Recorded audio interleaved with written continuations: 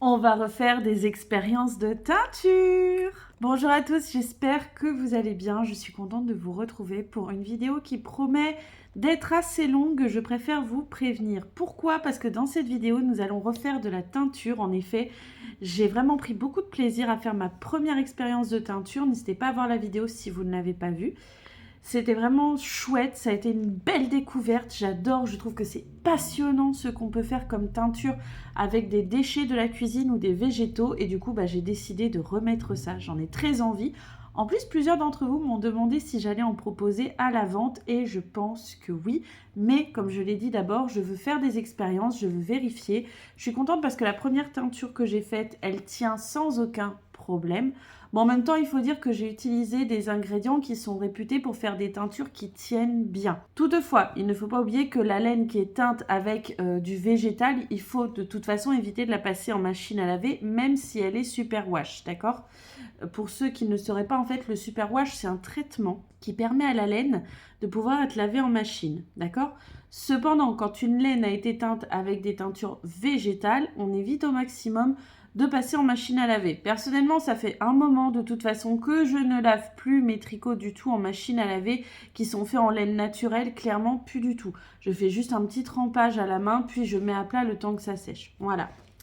Donc, j'ai commandé de la laine, vous vous en doutez, pour mes nouvelles teintures. J'en ai commandé à 2 endroits différents et j'ai déjà reçu du premier endroit où j'ai commandé. J'ai commandé en effet auprès d'une microfilature, la microfilature Lily Neige. Je vais vous mettre une capture d'écran. N'hésitez pas à aller voir. Ce que je suis contente, c'est que on a une réelle traçabilité au niveau des fibres. Donc, je suis très contente parce que moi, c'était important d'utiliser des fibres où on sait d'où elles viennent. Voilà, d'animaux qui ont été bien traités. Pour moi, c'était très important. Au niveau des premières fibres que j'ai commandées, je suis partie sur une base simple, d'accord? Très simple. Tout simplement parce que j'avais pas envie de m'embarquer dans mes premières teintures dans des fils trop précieux, on va dire. J'ai quand même pris du fil qui pour moi me plaît beaucoup puisque j'ai pris un mélange de mérino et de nylon. C'est le même fil que j'ai utilisé pour faire le châle mystère des flammes d'Horus. Alors moi c'était teint par Au fil d'Horus, bien sûr, lors du châle mystère des flammes d'Horus. Mais j'ai tellement aimé la texture de cette fibre que je suis contente parce que j'ai trouvé sur la microfilature Lily Neige, ils en font de cette fibre-là. Et cette fois, c'est moi qui vais la teindre. Bon, on va ouvrir le colis. Point positif, c'est très très bien emballé, je galère.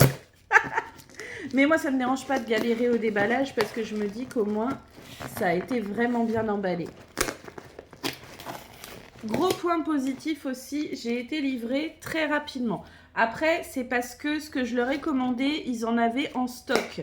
Bien sûr, ça dépend de ce qu'ils ont en stock. Et ça, c'est bien parce qu'ils le précisent bien sur le site. Et même quand on passe notre commande, que selon leur stock, ça peut prendre un peu plus de temps si jamais ils n'ont pas. Mais là, moi, ils avaient en stock ce que j'ai commandé. Donc du coup, j'ai reçu très très rapidement. J'ai dû recevoir en moins d'une semaine, sans blague. Sans blague. Après, j'ai pris un envoi Colissimo. Oh là là, c'est super bien emballé, je vais vous montrer. Je termine juste d'ouvrir le carton. Regardez! Oh, c'est trop mignon, il y a un petit... Oh là là, oh là là.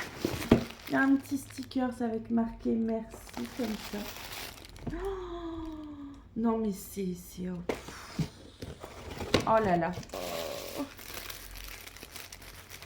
J'ai pas envie de casser le sticker, il est trop joli. C'est des alpagas en train de tricoter. Oh, c'est beaucoup trop mignon, j'adore.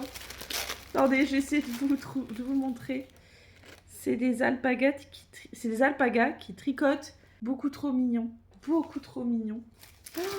Ah, mais je suis contente, je l'ai en version carte là. En version carte comme ça. Oh, c'est trop chou, j'adore. Oh, que c'est joli ça.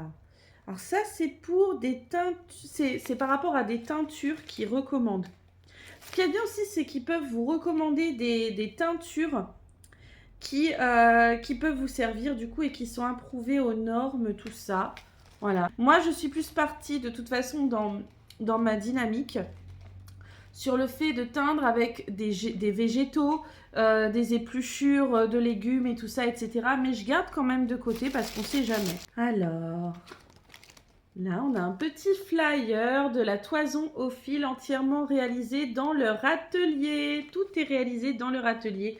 Donc ça, c'est absolument génial. Et on a... Oh là là. Waouh. Regardez. On a des écheveaux ici. Ah, je suis trop contente. Alors, on a une dizaine d'écheveaux. Donc, j'ai pris une dizaine d'écheveaux fingering qui sont un mélange de 75% de mérino. Alors, j'ai pris du super wash pour cette première commande et 25% de nylon. Pourquoi j'ai pris du super wash alors que, comme je le dis, je trouve que le traitement super wash c'est pas forcément le top pour l'environnement, tout simplement parce que je sais que c'est une fibre, celle-ci, comme je l'ai déjà travaillée, que je l'ai déjà tricotée, qui est vraiment top. De plus, au niveau investissement, je n'avais pas spécialement la possibilité de partir dans un trop gros investissement dès le départ de mes premières teintures. Donc je me suis dit, je vais démarrer en douceur pour mes premiers tests de teinture. Et avec ça, je pense que je vais être bien. Donc j'ai une dizaine d'écheveaux. On voit bien, hein. Voilà, j'ai une dizaine d'écheveaux ici. Oh là là, mais c'est juste... Je suis tellement impatiente. Tellement contente. Chaque écheveau fait 100 grammes et 400 mètres. Bon, je pense que je vais tout de suite démarrer au mordançage parce que j'ai juste hâte de les teindre. Je vais ouvrir le paquet. Je vais en mettre, je pense, 2 à mordancer, au mordançage, parce que j'ai prévu donc pour la première teinture de réutiliser l'eau de teinture, l'eau du premier bain de teinture que j'avais fait dans ma première vidéo, vous vous souvenez, où j'avais obtenu un joli marron caramel qui était très très beau. Et en fait de cette teinture là il m'en reste, mais vraiment il m'en reste 2 belles bouteilles et on voit que la teinture est encore bien concentrée. Donc je pense que je peux teindre 2 écheveaux avec ce qui me reste de cette teinture. Je vais commencer par là, je vais déjà les mettre au mordançage. Je ne vais pas vous remontrer l'étape du mordançage parce que je l'ai déjà montré dans la précédente vidéo. Donc pour rappel, c'est quand on fait tremper les écheveaux dans un mélange d'eau et avec un mordant. Personnellement, je décide de partir sur du vinaigre blanc. Donc, je ne vais pas vous remontrer l'étape. Si vous voulez voir quelque chose de plus détaillé, n'hésitez pas à revoir la vidéo de ma toute première teinture, d'accord? Où vraiment j'ai montré toutes les étapes. Là, on va aller un petit peu plus rapidement, surtout que mon objectif, c'est de vous montrer plusieurs expériences de teinture dans cette vidéo, voilà. Donc, c'est une vidéo qui va être filmée en plusieurs fois. Donc, je vais ouvrir le paquet, sortir 2 écheveaux et les mettre à mordancer et on se retrouve après. Du coup, là, je suis en train de cuire de la laine, mais avec la première eau de teinture que j'avais et qui m'en restait dedans. Je ne sais pas si j'obtiendrai exactement la même couleur, parce qu'étant donné que là, l'eau de teinture, elle est un peu plus diluée que lors de ma toute première teinture, je pense qu'on obtiendra une couleur un peu plus claire. Voilà, mais je vais voir. Je suis en train de faire.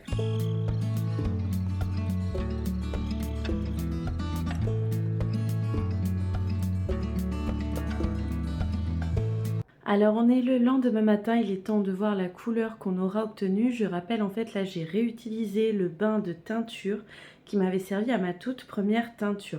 Donc je ne sais pas exactement à quoi m'attendre. En plus, je suis dans mes premiers tests de teinture, donc je ne sais pas trop à quoi m'attendre pour chacune. Là je vais rincer, je vais essorer et on va voir. Il est possible que dans la vidéo, il y ait des passages qui soient un petit peu en voix off. C'est tout à fait normal parce que là, par exemple, il y a monsieur et les enfants qui sont en train de regarder la télé et c'est pour éviter de les déranger en parlant, en filmant. Allez, on y va. Donc là, je vais venir récupérer ma laine et la mettre dans le seau de rinçage juste à côté, dans lequel j'ai mis de la lessive Eucalan, qui est une lessive spéciale pour la laine, enrichie en lanoline et qui n'a pas besoin de rinçage. C'est vraiment une lessive qui est faite exprès pour ça, pour ne pas avoir besoin d'être rincée. De cette manière, s'il y a de la couleur qui doit dégorger, elle va dégorger dans cette eau de rinçage, mais là on voit que la couleur ne dégorge pratiquement pas. Puis il est temps de passer tranquillement à l'étape de l'essorage. Je récupère donc ma laine et je viens la presser très doucement entre mes mains pour enlever déjà l'excès d'eau. Il ne faut surtout pas tordre, hein. C'est très important de ne pas tordre la laine, de ne pas tordre la fibre, c'est indispensable. Puis ensuite, elle va faire un petit tour dans l'essoreuse à salade pour avoir un essorage tout en douceur. Pendant que j'essorerai le premier écheveau, le deuxième écheveau va être plongé également dans le bain de rinçage afin de permettre de bien rincer la teinture et l'excédent.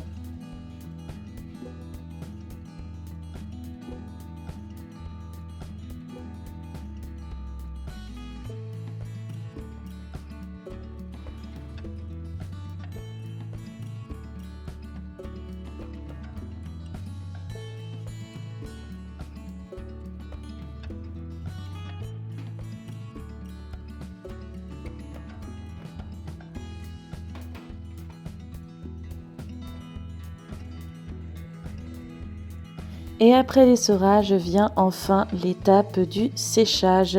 Il est temps pour moi d'étendre mes écheveaux afin de leur permettre de sécher.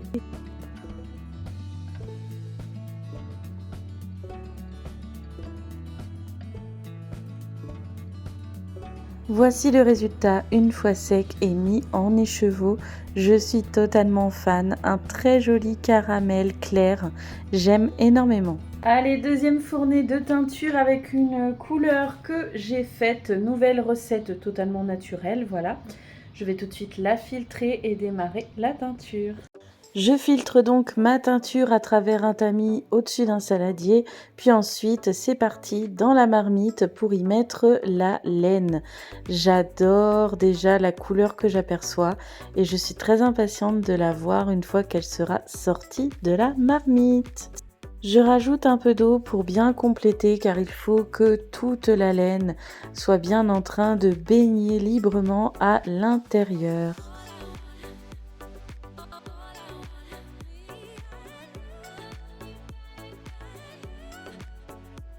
On y va pour le résultat de la deuxième teinture, donc qui est une teinture très claire, elle aussi, en effet. Allez, on va sortir.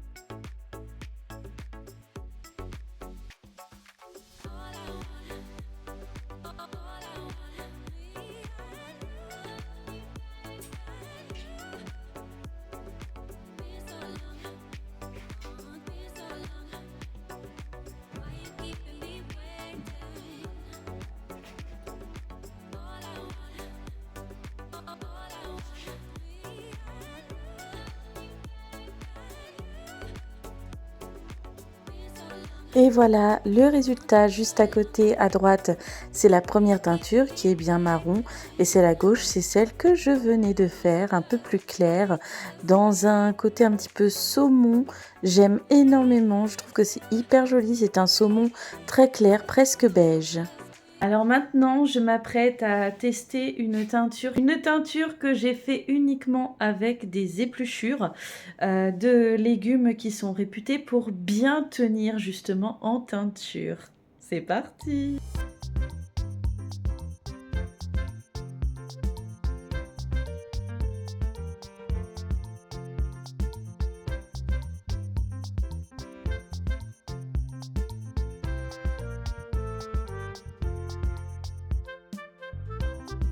Il est maintenant temps de procéder au rinçage, essorage et ensuite séchage de cette nouvelle laine qui pour moi a l'air d'avoir des teintes de vieux rose et je suis donc impatiente de voir le rendu une fois qu'elle sera sèche parce que souvent je remarque que le coloris évolue avec le séchage et j'adore ça.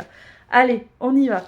Alors on peut voir que dans le bain de teinture, il reste de la couleur, ce qui veut dire que je ne vais pas jeter ce bain de teinture, je vais le mettre de côté et certainement le réutiliser pour une prochaine teinture parce que j'aime pas jeter alors qu'on voit bien qu'il reste de la couleur dedans.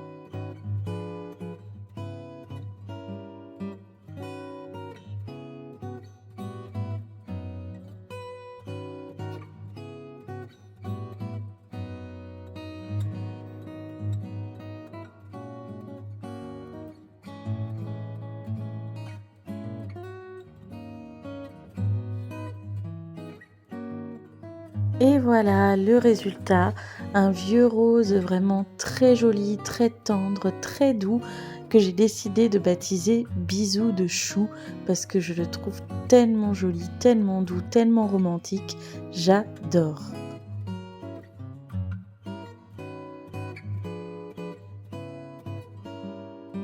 Et on est reparti pour tester encore une nouvelle couleur. Alors vous aurez remarqué que les couleurs que je montre ne sont pas très vives ou surtout pas très foncées, d'accord? C'est tout à fait normal parce que étant donné que je fais un mordançage au vinaigre, le vinaigre a tendance à éclaircir les couleurs, donc c'est tout à fait naturel.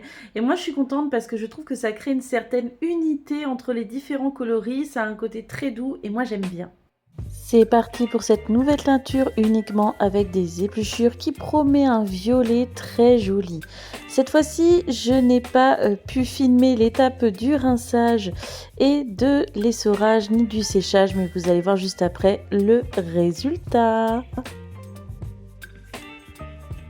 Voici donc le résultat, un violet très doux. Je vous le mets juste à côté du vieux rose pour que vous puissiez voir la différence.